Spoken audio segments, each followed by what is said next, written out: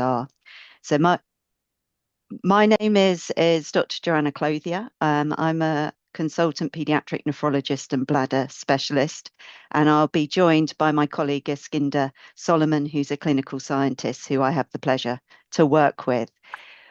We both work at the Evelina Children's Hospital, and I can tell you that spring is finally arriving in London.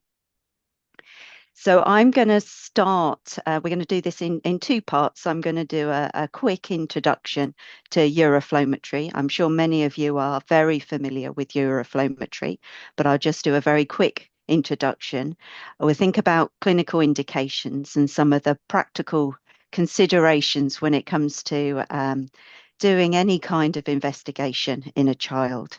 And then the second part, which will be the majority of the presentation, my colleague Eskinder will go more into the scientific evaluation of the investigation and interpretation. So I will start with part one. And I've just thrown loads and loads of pictures of uroflowmeters onto the screen. But essentially, what is uroflowmetry? Well, we are asking children to pee into a funnel, which is then collected in a jug on a measuring device that then is either generating a flow with flow rate numbers on a paper machine or on a computer screen. And children can either stand and pee directly in or sit on a commode chair to produce this void. So uroflowmetry is a non-invasive test. So unlike urodynamic cystometry, where the catheters are needed to be placed, uroflowmetry is asking the child to just pee for us to measure and understand better about how their bladder is functioning. It's an inexpensive test. Oh, sorry, I'm going to go back. And it's usually combined with a post-void residual assessment to understand how much is being left behind in their bladder after voiding. And the idea is this will provide us with some objective and quantitative information about that void. But it's important that this test is reproducible. So it's important that we are getting the child to void at the correct time in an environment that they feel comfortable in. And it's often used as an initial screening test for persons with symptoms and signs of lower urinary tract dysfunction. So when we combine it with a post-void residual measurement, that needs to be performed immediately after the void for us to assess whether the child has left anything in their bladder after voiding, and certainly within 5 minutes, because most children, when they come for this test, in my experience, their parents are asking them to drink lots and lots and lots, and therefore they're refilling their bladders rapidly. So it's important that a post-void residual is measured immediately after the void. And it's also important to repeat that on at least 2 voids, because it's been shown that post-void residuals can be highly variable in neurologically intact children. So you want to get the most reliable result. And there are normal pediatric bladder emptying values, which are defined by age. And Eskinder will probably touch on that later. Uroflowmetry can be combined with EMG leads. Now, this is often, in our experience, with stickers, EMG stickers placed around the anus to try and represent what the pelvic floor is doing during voiding. And this can provide some additional information. When a child or an adult voids, the pelvic floor should be relaxed to allow the bladder to empty completely. And what you can see on the right-hand side of the screen, the green line is representing the flow that has been generated on the uroflowmeter, and the blue is the pelvic floor EMG activity. And even without looking at the values, I think you would appreciate that that is a low, prolonged flow. And during that time, there is marked pelvic floor activity. Now, pelvic floor activity may be there because of dysfunctional voiding, so a functional condition where the child is engaging their pelvic floor during peeing, or it might be related to a neurogenic cause with DSD. Using EMG can also be useful if we're trying to assess for bladder neck dysfunction.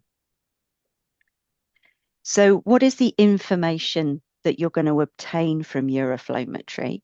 Well, when I think about bladder function, I think the bladder does an important role with storing urine, but also with emptying the bladder, with voiding. So during the storage phase, we can find lots out on bladder diaries about how much the child can hold within their bladder, but that tells us nothing about any post-void residual which might be there. So if you perform uroflowmetry with a post-void residual measurement, you get an idea of the total bladder capacity. So their maximum voided volume plus any post-void residual. What information does it tell us in the voiding phase? As I've already said, you get their maximum voided volume. You get flow rates, so the mils per second of urine that they're passing. We can understand about flow patterns, and certainly Eskinder will talk more about that later, and the bladder emptying when we do the post-void residual. As I've said before, if we apply EMG, we get a better understanding of what the pelvic floor is doing during the voiding phase. And in some cases, while the child is sitting to void, you may perform some direct observation of what the child is actually doing as they're sitting to void or standing to void. So there are some good practice guidelines. So the Iccs has a standardization report on urodynamic studies, and the International Continence Society, so the adult organization, has determined standards for good urodynamic practice. And a motto from the Iccs, which I saw on the first reference there from 2024, was that a test should be done technically adequate, patient-friendly manner, efficient and effective as possible, which in pediatrics can be quite challenging. So when do I consider uroflowmetry? Uroflowmetry we perform on all the patients who come to our clinic. Typically, we see children who have failed initial treatments for their functional bladder conditions. So it's useful in those unresponsive to initial bladder management. Those with recurrent urinary tract infections, because you're particularly interested on how they are emptying the bladder, is there a post-void residual? In those with suspected or known neurological or lower urinary tract anatomical abnormalities. And it can also be useful when monitoring the response to treatment. I think it's always important when you put a child through any sort of test that you have a clinical question in mind when you're requesting the study to get the most out of the study.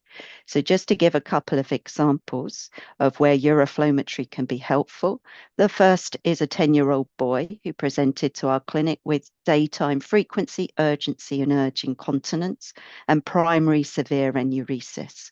He'd failed to respond to anticholinergic treatments, and we performed uroflowmetry on him with EMG.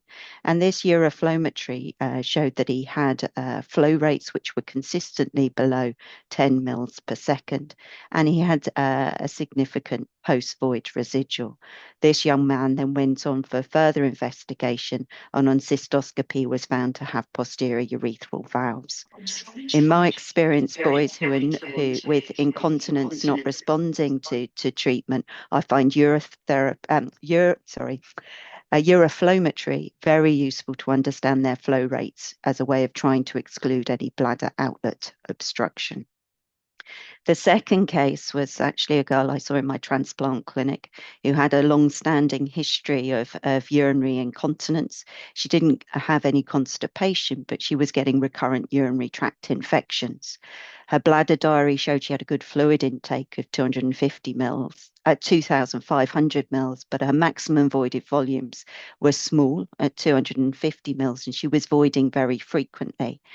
And on uroflowmetry with her, we were able to see that she had a dysfunctional voiding pattern with evidence of pelvic floor EMG activity and a significant post-void residual.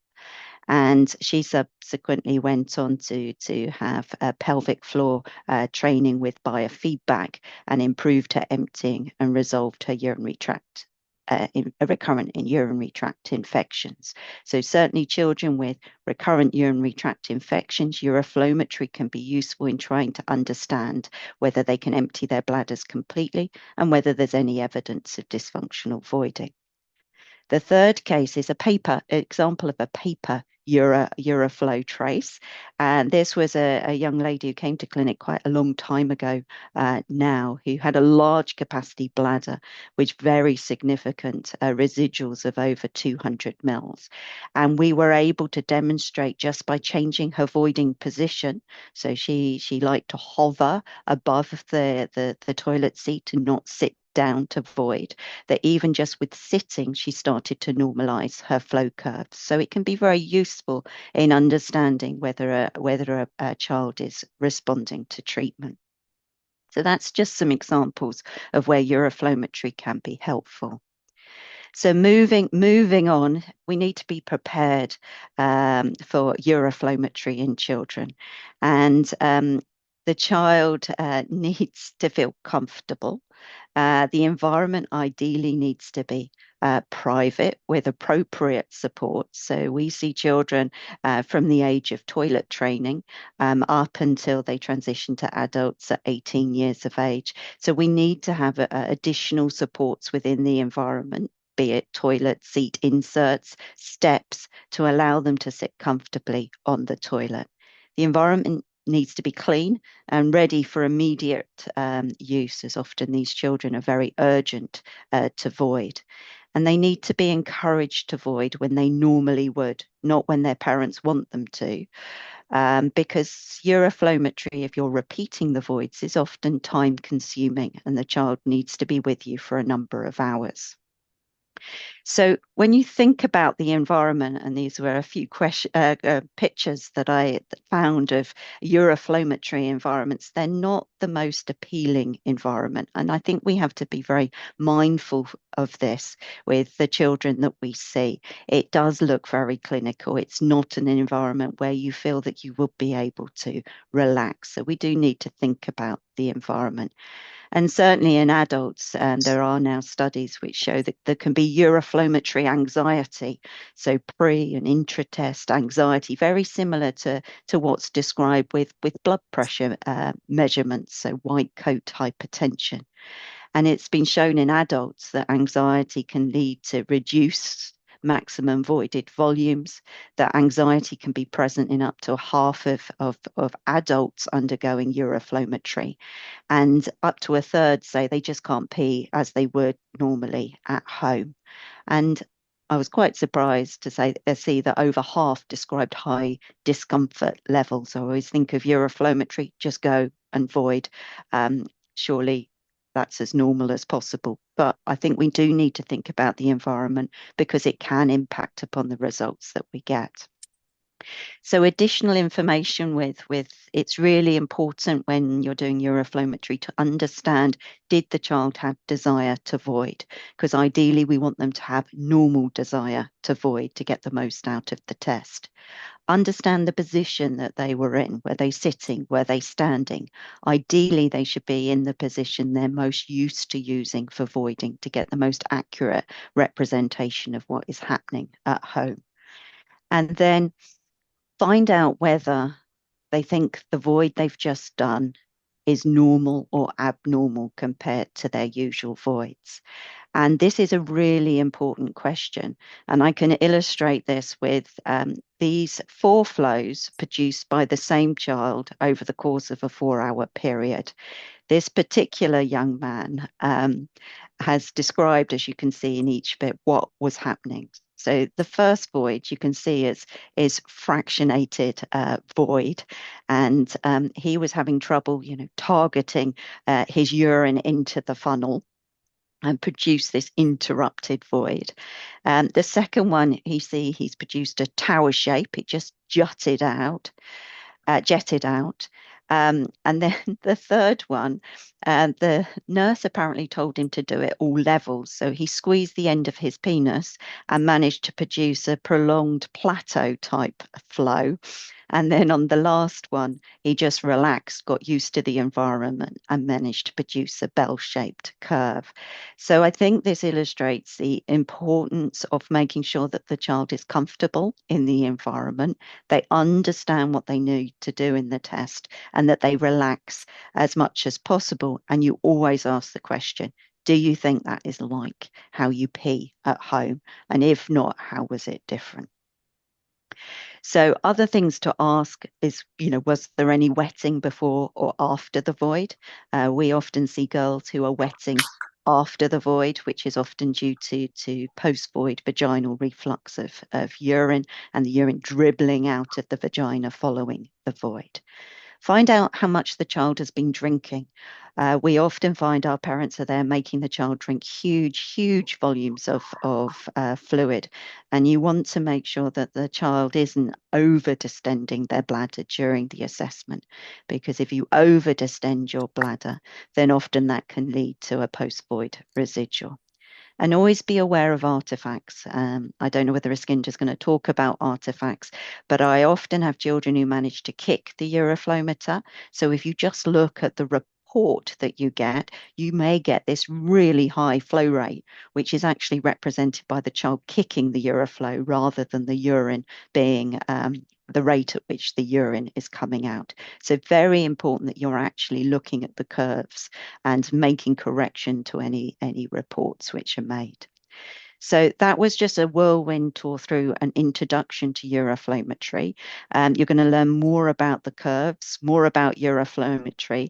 And when I Googled Euroflowmetry pictures at the as I was preparing this presentation, up popped Skinder's picture. So I think he's the perfect person to speak to talk to you next. So I'm going to stop sharing. And I think we're going to do questions at the end of the session.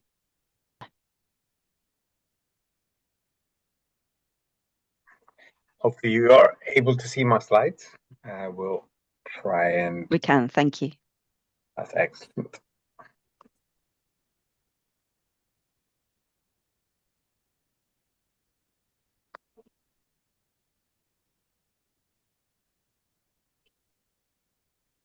Oh, they've disappeared. So it's the joys of using Prezi.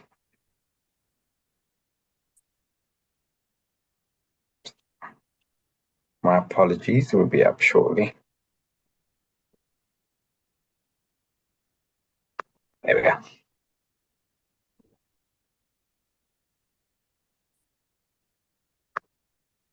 Hopefully you can see them now. We can see them. Excellent. Apologies for the slight technical delay there.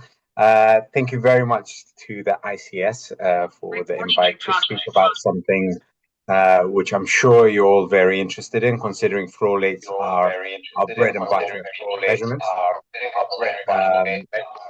And I'm sure the reliability of flow rates is something that's hotly debated across the globe. It definitely is in our department, and I'm involved in both the pediatric and adult services within Guys and St. Thomas's, as well as Evelina Children's Hospital, and it's something we often truly try and understand. So using this talk, I'll be exploring very briefly initially the physics of the flow rate, what creates flow, if you will, and then perhaps more systematically and comprehensively, I'll explore the measurement, pathological and non-pathological factors which can influence the flow rate pattern and parameters that we measure.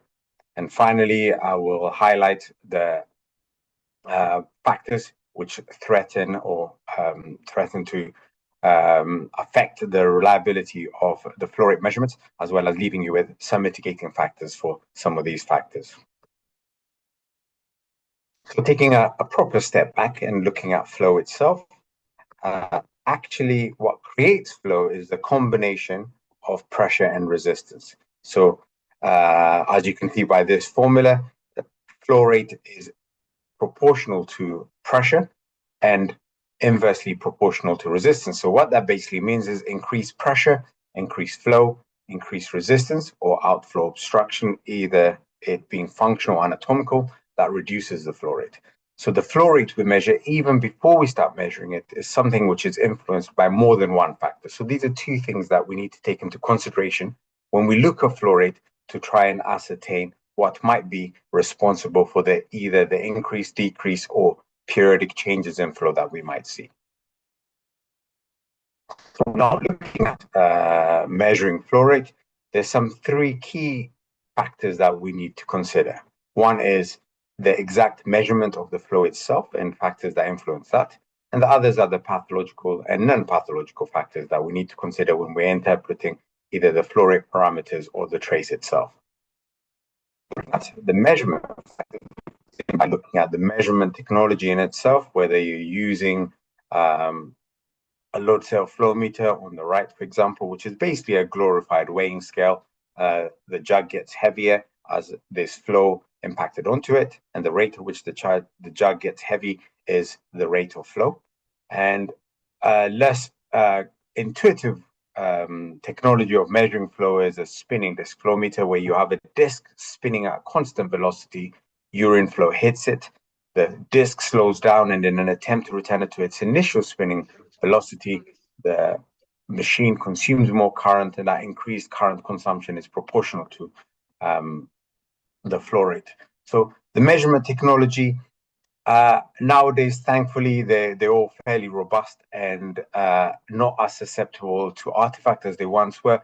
But the simple load cell flow meter, which I presume you mostly have in your hospitals, are prone to being knocked over or touched. As you can imagine, if the jug is at all moved during the flow rate or even just before or after, what you will have is inevitably spikes, which the computer might misinterpret as your peak flow rate. And as you can see from this trace, you might have periodic increases in your flow, which are unlikely to be physiological. Therefore, it creates an issue with an artifact. So this is something which ideally, visually and manually, that we can artifact, filter, and reject. Or in some cases, you might be lucky enough to have sophisticated software to do that for you. So we need to be aware of our measurement technology and the way that might influence the flow that we measure.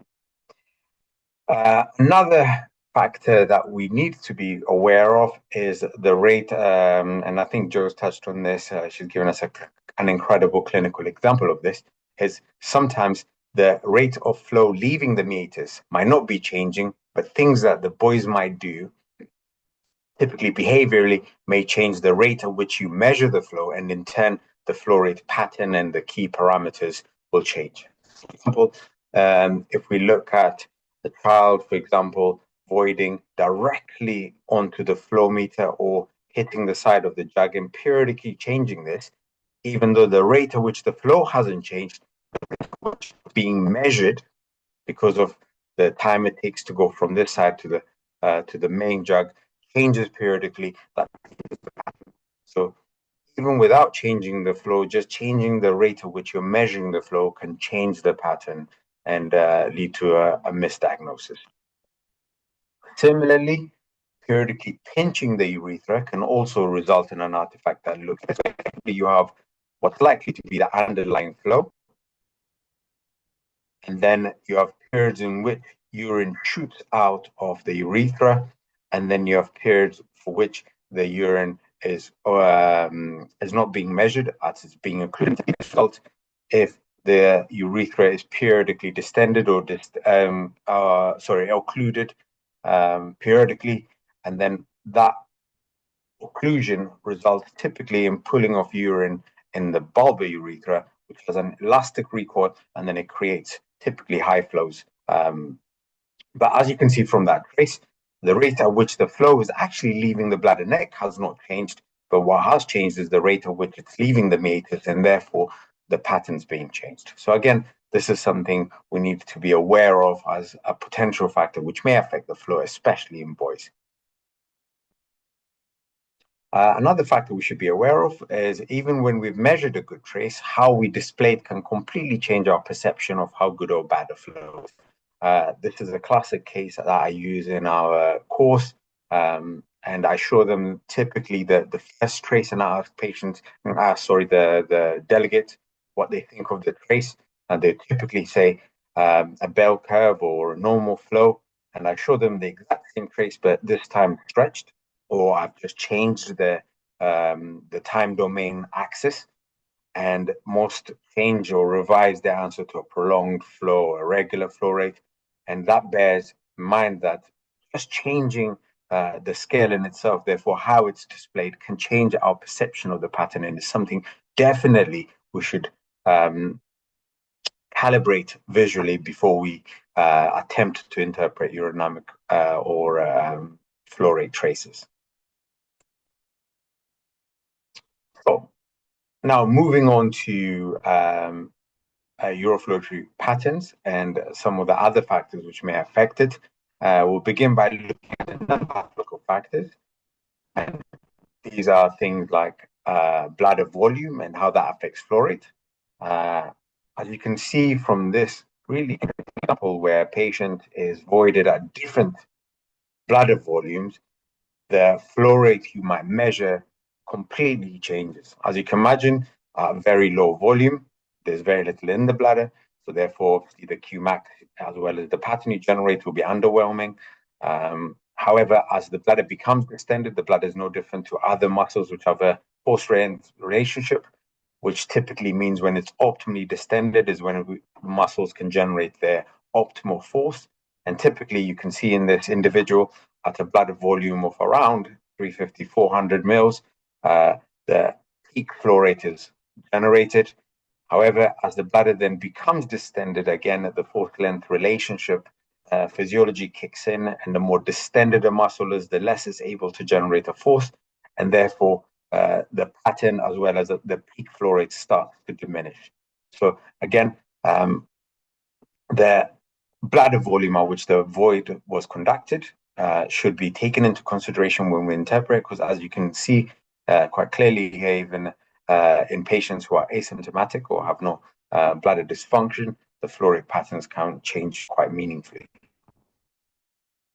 Another non-pathological factor we should take into consideration when we're interpreting flow rate traces, and especially the peak flow rate, to give us an impression how good or bad a flow is the gender as well as the age of the patient. As you can imagine, with age, there are increases in basically the more coordinated void it is, where your ability to generate a force, your ability to relax typically, and flows typically improve. And between the genders, as you can imagine, because we have anatomical differences and urethral lengths as well as caliber are significantly different between boys and girls, what is considered normal in an age-matched boy or girl is considerably different. And in addition to that, as I just described in the slide before, volume voided has a bearing on peak flow rate. What you then have is a multifactorial, effectively nomogram that we need to use to look up to work out whether a patient is voiding with normal parameters or not. So that's the age, the gender, as well as the voided volume to tell us whether the peak flow rate or the Qmax that we've measured is what would be considered acceptable or too low or higher than would be normal for an individual. So for example, a nomogram that we quite commonly used in our hospital, this is the reference for it, it's from Yang et al. In British Journal of Urology. And what you have is effectively a graph for boys and girls in the different age brackets, which allows you for a combination of voided volumes and peak flow rates to work out what percentile that void is. And this is an attempt to be a bit more quantitative when we're trying to work out whether flow rate is normal or abnormal. And then another quite important but often overlooked factor, which is non-pathological but significantly affects the voiding parameters, is inhibition. As Joe mentioned, white coat syndrome is a very real thing, especially when it comes to being asked to void on demand in a hospital setting. And as you can imagine, this can have significant impact on the flow rates we measure. So inhibition is something we definitely should take into consideration when we are looking at flow rate traces. And actually, almost left field, and something I found quite recently is things such as your circadian rhythm also has been shown to affect your flow rate parameters. And a very interesting study in men who are much older with suspected outflow obstruction, they measured their flow rates during various parts of the day, and they showed quite significant variations in flow. And they hypothesized, the impact of the autonomic system on your bladder function, especially on striated and smooth muscles of the urethra, as well as perhaps on the detrusor, may have a bearing, or there might be a change in their function throughout the various parts of the day. And they recommended that measurements should be made at consistent times to make them more reliable.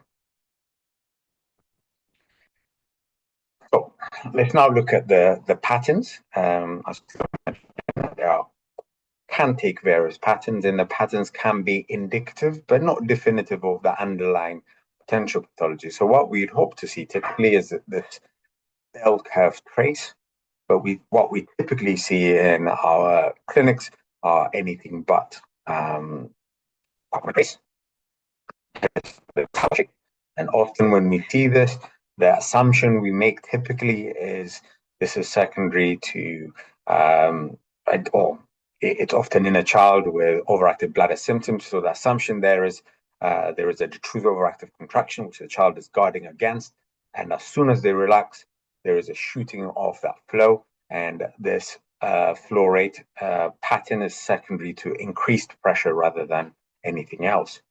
However, this is a pattern we also see in girls, especially with weak pelvic floors or girls who complain of stress incontinence. So just looking at a tower flow where you've seen quite a high flow rate doesn't necessarily mean there's increased voiding pressure or pressure just before a void. It could mean there's decreased urethral resistance, which has resulted in this incredible high leaf flow.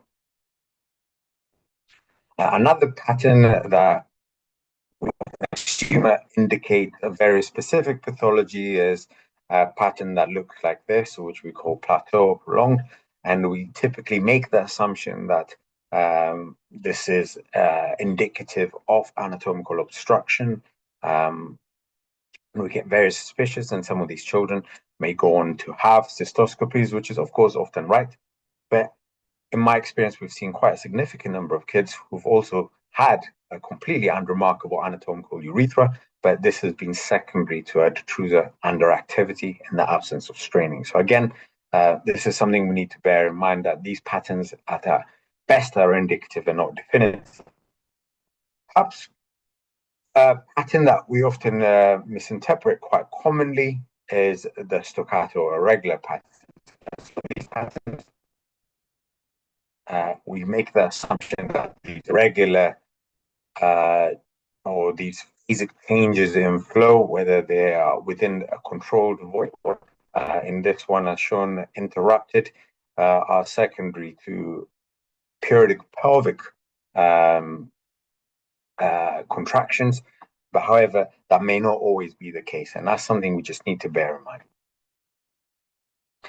So finally, how do we try and improve the reliability or the uncertainty in the uroflowmetry measurements we make? We'll start is to try and minimize the artifacts which may affect our readings. So there's nothing better than prevention and collecting an accurate data that's representative, where we've allowed the patient to void in as representative position as possible, is probably a good place to start, where we know that all the flow has been accurately collected within the funnel. And then it should be subject to a quality control step where we scrutinize the trace for any evidence of overt artifacts.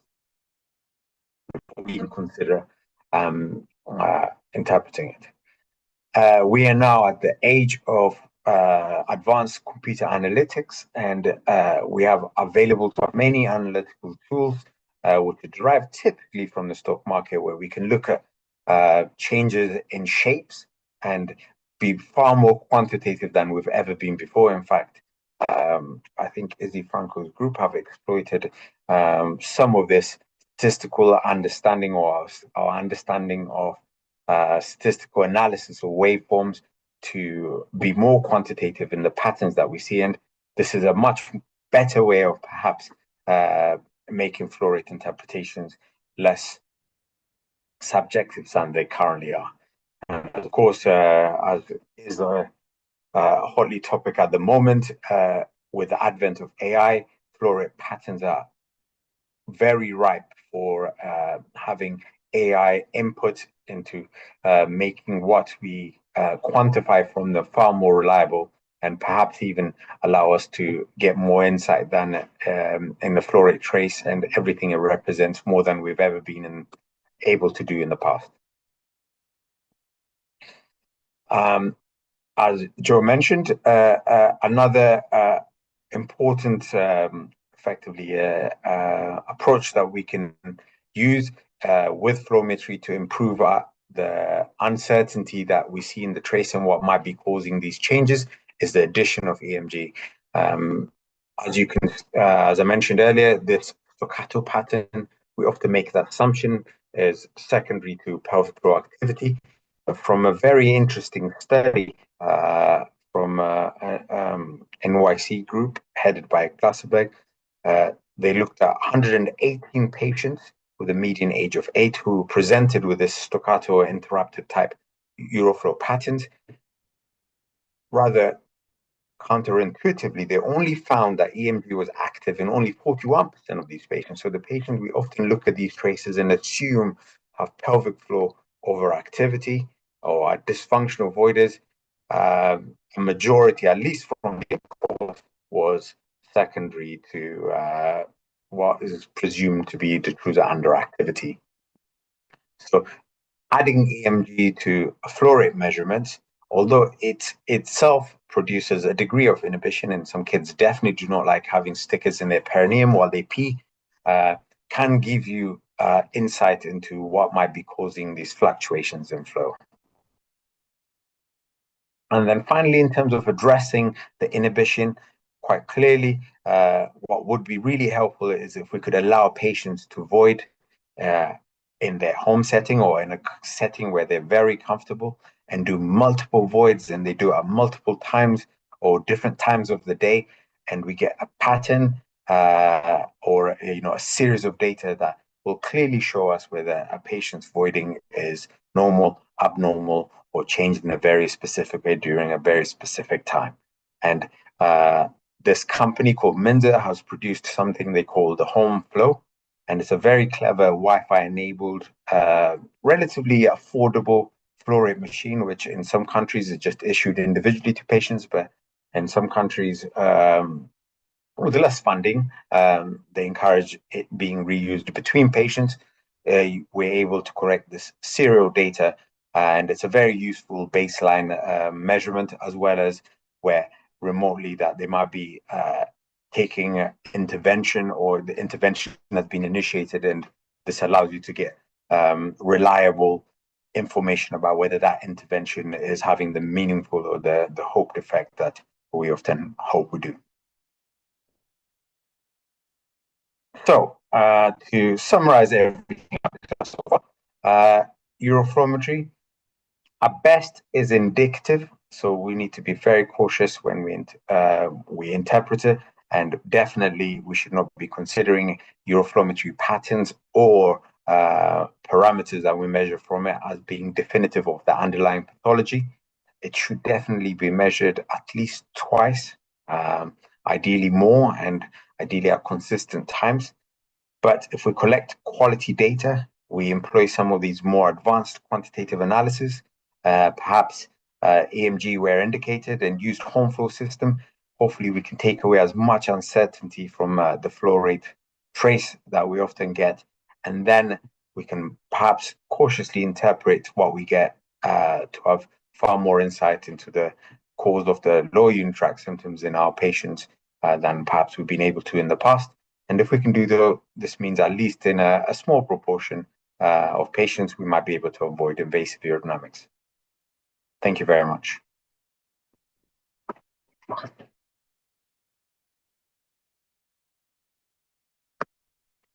Thank you. Thank you, Iskinder. Um, we finished well within the hour, so if anyone has any questions that they would like to ask or put in the chat, we're very happy to attempt to answer them for you.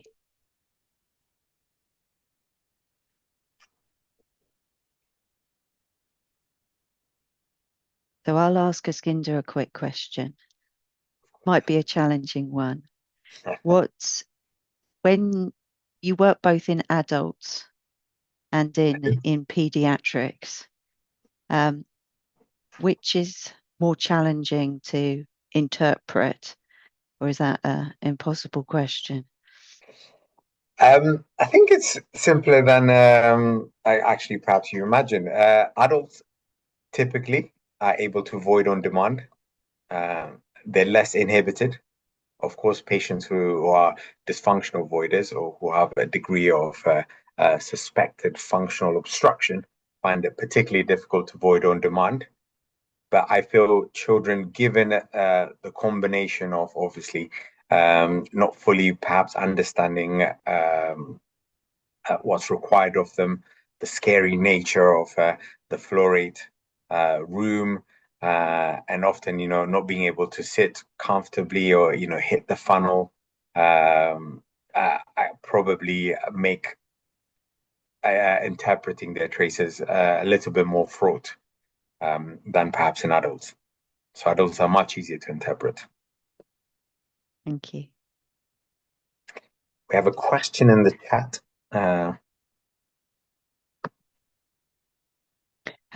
So the question is, would it be wrong to think that the Euroflow may easier tell you what is not the diagnosis rather than what it is? That is a very good point, actually. I think what Rick is probably getting at is if, for example, in a patient with suspected void and dysfunction, that if you see consistently bell-shaped curves with good bladder emptying, at least you know there isn't a degree of anatomical obstruction. So there are things you can confidently rule out. But what I would stop short from saying is whether you can definitively rule things out. Just because even in patients, for example, who are dysfunctional voiders who may present on one day with relatively normal voiding, both in terms of their parameters and the shapes and the emptying, they might in the very next day go into retention, and you're left thinking where that variability comes from. So I think you can have decent understanding and exclude the bundle of your stuff, but I think you might not be as definitive as we sometimes are. Is that fair, Joe, or is there anything to add? No, it's fair. I think if you're concerned about, the child's referred to you with a dribbling stream and you're able to illustrate that they have a normal flow rate on uroflowmetry, the majority of the time I would be reassured if they were able to empty their bladder to completion, that we perhaps don't need to proceed with a cystoscopy. But obviously that's on the basis of knowing about their ultrasound scan and checking on their kidneys and any abnormality to the bladder on ultrasound. But yeah, I think you're right. I think it is part of the puzzle. I think uroflowmetry does not replace doing a bladder diary. I think completing a bladder diary is incredibly important in understanding the volumes at which the child normally is voiding at, so that you know whether the uroflowmetry is an accurate representation of the volumes they're normally voiding at. And I think, as I said, it's got to be part of the bigger picture. You've got a question, you've got the history, you've got the bladder diary, you're asking a question when you're doing the uroflowmetry. So if it's recurrent UTIs, you're wanting to know about bladder emptying and is there some dysfunctional voiding.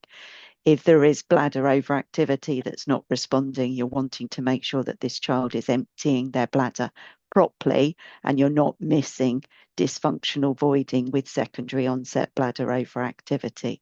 So I think uroflowmetry it's another piece of the jigsaw when we're trying to work out the diagnosis. in these children. Thank you.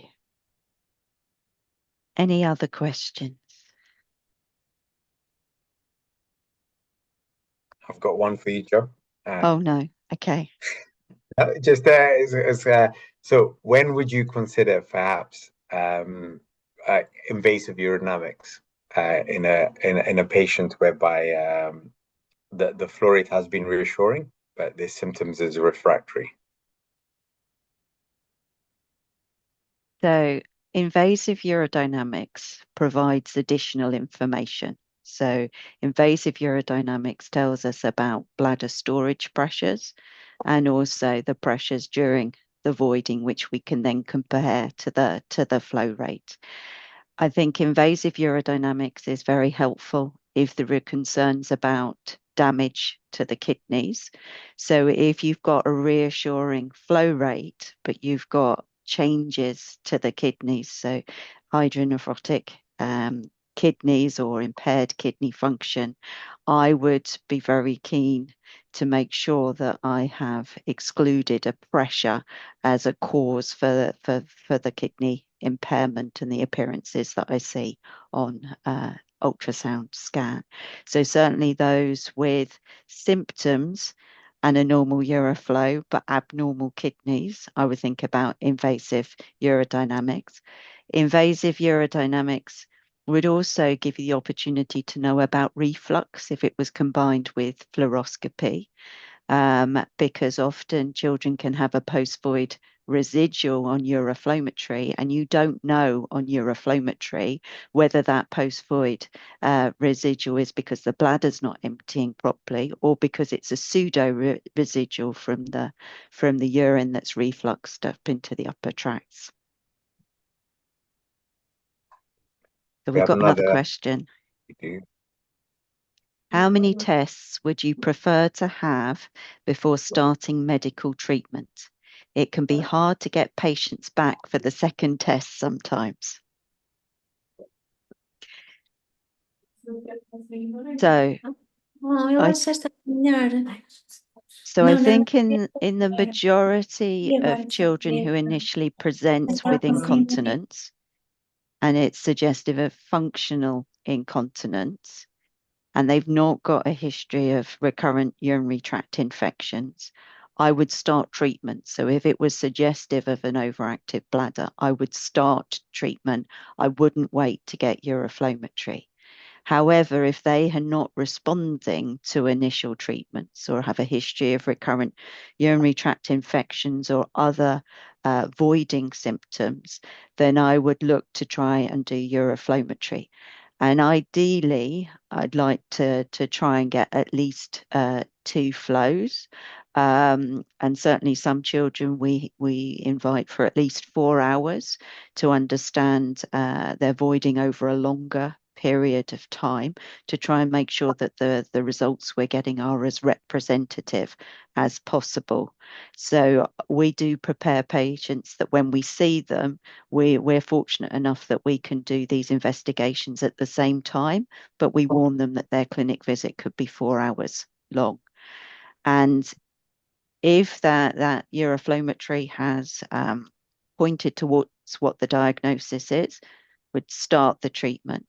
But depending on the treatment you are starting, you may be concerned that they might develop some incomplete bladder emptying in the past, or if it's been dysfunctional voiding and you've given them some pelvic floor relaxation information, you would want to repeat the uroflowmetry when you see them next to see whether their pelvic floor is now relaxed and they're emptying their bladders better.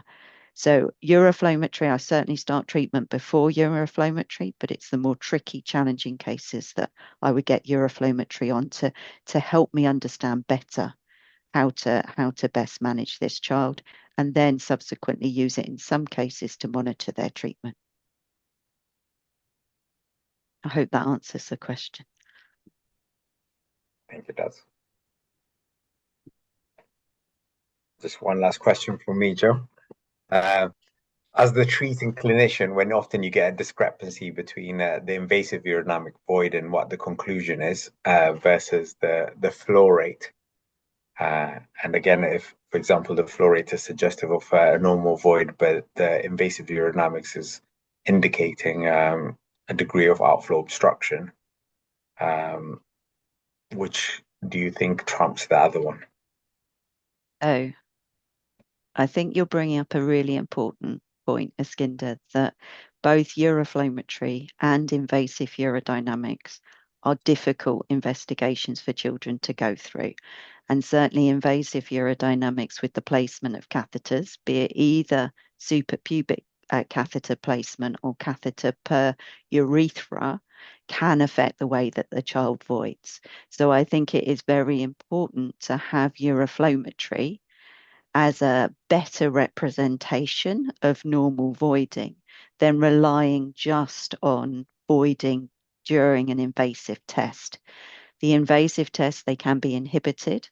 The catheter could inhibit the way that they void. And certainly I've seen boys with suprapubic catheters who are quite scared to void or are used to having to push to void, aren't able to void in the same way that they normally would. And also, if there's a urethral catheter in place, certainly boys that I look after with posterior urethral valves, even though the valves have been resected, often find it very difficult to void with a urethral catheter in place. Also, invasive urodynamics, our child is often worried about the voiding phase, and it's not uncommon for us to see they're holding larger volumes in their bladder than you would expect, particularly in those with chronic kidney disease. They produce huge volumes of urine. So their natural urine production is often, you don't know what that is, and you're just relying upon your filling rate. So there are some cases where actually the bladder gets overstretched. And as you discussed before, if a bladder is overstretched, it affects the voiding. The child's not able to void in the way that they normally would. So I trust the uroflowmetry as being a more natural representation of voiding. But again, it's another piece of the jigsaw. So when you're looking at that voiding phase, go back to the non-invasive tests that you have to make that judgment call. Yeah, and just to add, I couldn't agree more. I think what we use the voiding phase during invasive urodynamics is really to see whether one, the bladder can contract, and two, if there is any evidence of outflow obstruction. So the images are particularly useful. But in terms of a represented void or as close as it gets, given all the limitations that I've discussed, I think flow rate is definitely far more likely to be valid than probably the invasive urodynamics void. And I think that's why we owe it to the kids to get as correct as we possibly can. I agree. I agree. So I don't think we can see any more questions in the chat. So I I think think